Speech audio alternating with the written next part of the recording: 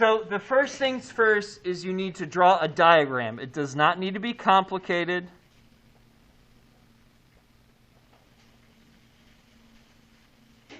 But you need to draw a diagram. There are some circumstances where you don't need to. None of those are in these first set of problems. All of these you should draw a diagram for. Again, they don't have to be complicated, but you do need to draw a diagram. Second thing you need to do is you need to list your knowns and unknowns. So this is what you are given in the problem and what you're solving for. Now, you can label these in your picture if you want. That's fine. I don't want you to just underline stuff. If you're going to underline stuff, you need to also tell me what the symbol is for it. But don't just be like, oh, 13:6, done. That's not enough. Okay. Once you got the list of known knowns and unknowns, I need to know the equation you're going to use. You can have the equation with the numbers put in if it's obvious what equation you're using. So be careful with that.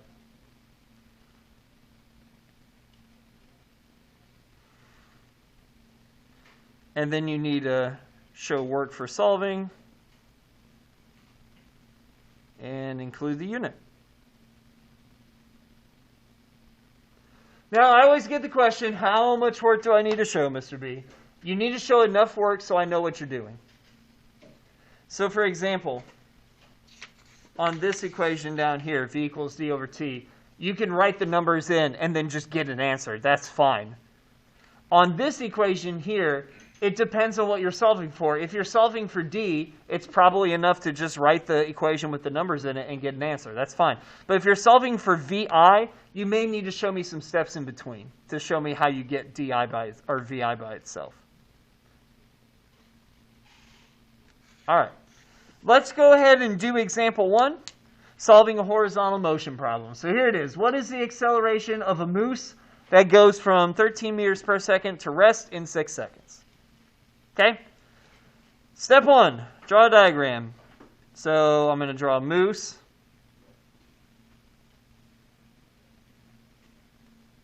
By the way, this is totally what moose look like. Mooses? Meese? Mises? No. Moose? Mooses? Mooses. I like mooses. It just sounds better. All right. So here's a moose. And all I need to do for the diagram is just show what it's doing. Okay? It says it's going from 30 meters per second to rest. So I'm just going to draw 13 meters per second here. And then I'm going to draw kind of the ground. And then I'm going to draw I'm going to draw my moose again. And here we're going to write stop.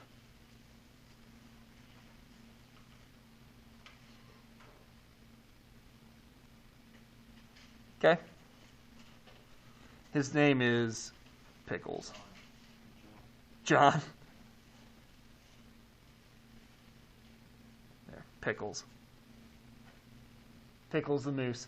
All right, that's all you have to do for the diagram. It does not need to be complicated. Don't spend 5 minutes on the diagram. Okay, just draw something super easy. Now you need to list the knowns and unknowns. So this is where I write down what I'm solving for and what I have. I like to start with what I'm solving for. What?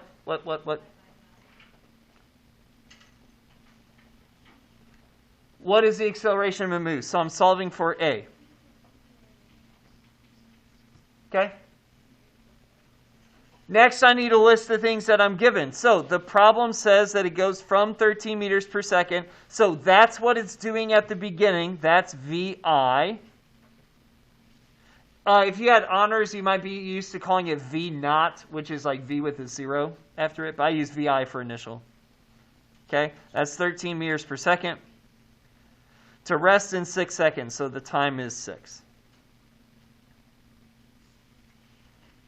Okay? Drew the diagram. Done. List knowns and unknowns. Done. Now we need to list the equations. So I go down here to my list of equations. Okay. So a couple of things here just as a reminder. So here's velocity as displacement over time. Here's the acceleration. Remember, delta V means change in, which means the way you do delta V is you do the final velocity minus the initial. That's just a reminder here. That's how you do delta, final minus initial. And then these other equations here, these are your good friends from last year. Okay, this is Old Faithful. And if you had Haiduku, you probably don't know these names. No, it's the actual name that I made up. There is no actual name. They're just called the kinematic equations. They don't have names. And so because they didn't have names, the reason I made up names for them is because I found people, I'd be like, hey, what equation do you use? And they're like, I don't know, the one, that starts with V. And so instead of that, they'd just be like, oh, use Old Faithful, and everyone knows what we're talking about. So this one is Old Faithful. This one here, you may remember, is the Big Chalupa, because it's the spiciest of the equations.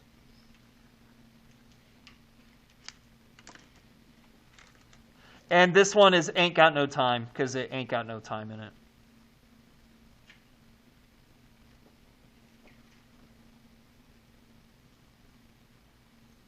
And yes, I know it's a double negative every year. So, oh, that's a double negative, Mr. B. That means you do have that. Now, okay. I make up the equations. I decide what they mean. Okay, Ain't Got No Time, Old Faithful, Big Chalupa. So, now that we've got that figured out, I need to know which equation works for this problem. So, V equals d over t. Super easy to figure out if you use it. If your acceleration is 0, you use it. If your acceleration is not 0, you ignore it. Okay, it's not that one. My acceleration's not 0. It's one of the other 4. Okay? So it said, what's the acceleration of a moose that goes from 13 meters per second to rest in 6 seconds? So I got A, I got VI, I got T. I need an equation that has those things in it.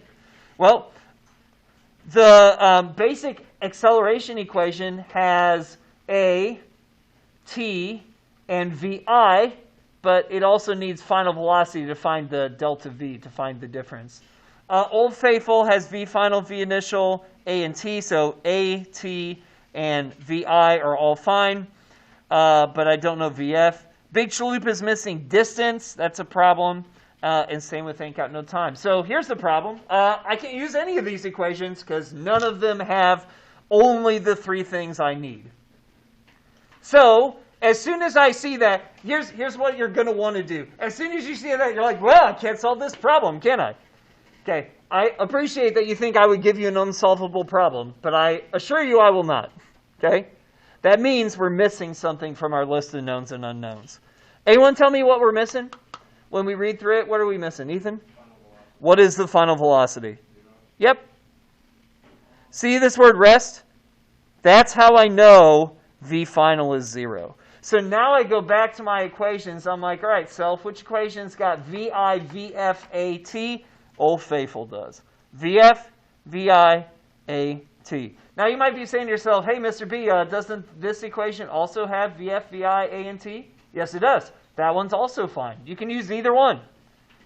I'm going to use Old Faithful just because I like to just use these 3. It makes life a little easier on myself. But you can do whatever you want. So I'm going to write the equation I'm going to use.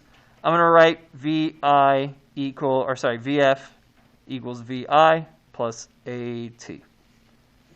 Okay? Listed the equation. Now I show my work and include the units. So VF is 0. VI is 13 plus A, which I don't know, so I just write A, times T, which is 6. So I'm going to subtract 13 to both sides. I got to do the opposite of what's being done, so I'm going to subtract 13 to both sides. That gives me negative 13 equals 6A. I'm ready to divide both sides by 6 to get A by itself.